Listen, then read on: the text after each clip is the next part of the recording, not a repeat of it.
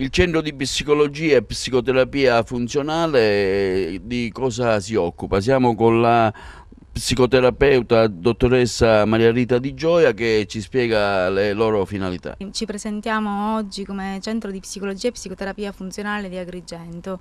Siamo due rappresentanti del centro, noi siamo degli psicoterapeuti che si sono specializzati in una scuola europea di psicoterapia funzionale corporea e nasciamo ad Agrigento con l'intento di sensibilizzare il territorio. La nostra vuole essere anche una valenza psicosociale, di valutare come il disagio, il malessere psicologico sta dilagando purtroppo anche nella nostra società per via di ritmi sempre più serranti, di stress, di malessere psicofisico ma anche psicologico, psicosomatico.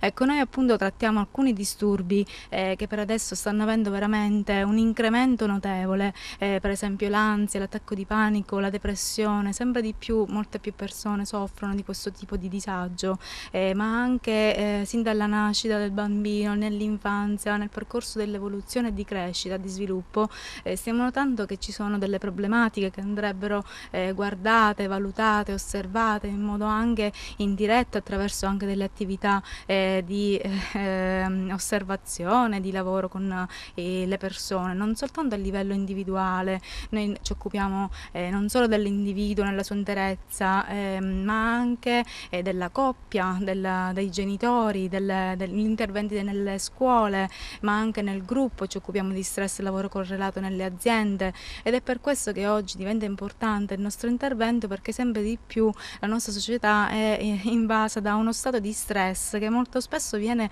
confuso come una condizione di stanchezza, di affaticamento. In realtà lo stress ha una connotazione patologica molto importante e cronica. La dottoressa Marcella Cumbo invece ci parlerà che con l'occasione oggi è la giornata nazionale della salute mentale, ecco anche voi lì al centro quali sono le sue specificità? Per noi psicologi e psicoterapeuti è un'occasione un po' per sensibilizzare il territorio sul fatto che non ci occupiamo solo ed esclusivamente della cura di tutti questi disturbi che sono stati appena elencati, ma un lavoro grossissimo viene fatto sulla prevenzione.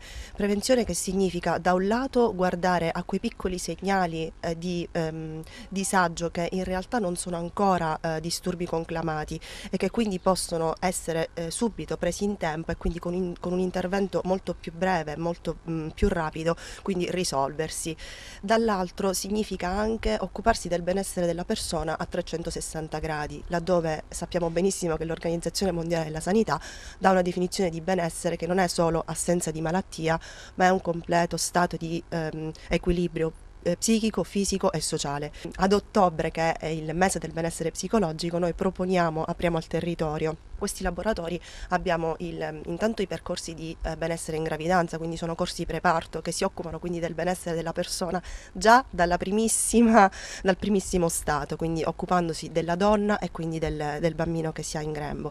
Poi ci sono tutta una serie di attività e laboratori che sono laboratori creativi, espressivi, di movimento, che sono rivolti ai bambini. Un laboratorio importantissimo che stiamo portando avanti è il laboratorio antistress, di gestione dello stress cronico. Così come è stato detto, oggi è veramente una patologia, perché veramente di un disturbo patologico si tratta. Per concludere abbiamo il laboratorio anche per la terza età, quindi per veramente abbracciare tutte le fasce di età.